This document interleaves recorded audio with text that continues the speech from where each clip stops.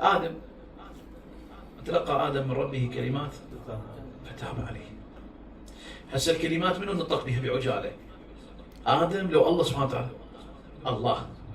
الله سبحانه وتعالى هو اللي هذني الكلمات يسألون النبي صلى الله عليه وآله يقولوا له يا رسول الله ما الكلمات التي الله سبحانه وتعالى ألقاها على آدم؟ قال له ذني هني يسبب لك التوبة.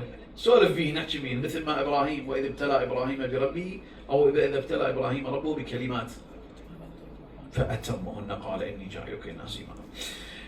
فيجيب النبي صلى الله عليه وسلم يقول الكلمات التي ألقاها الله سبحانه وتعالى على نبيه آدم فقد سأله، يعني هو قال له قل اسأل بحق محمد وعلي وفاطمة والحسن والحسين إلا ما تبت علي فتاب عليه. اللهم صل على محمد وآل محمد.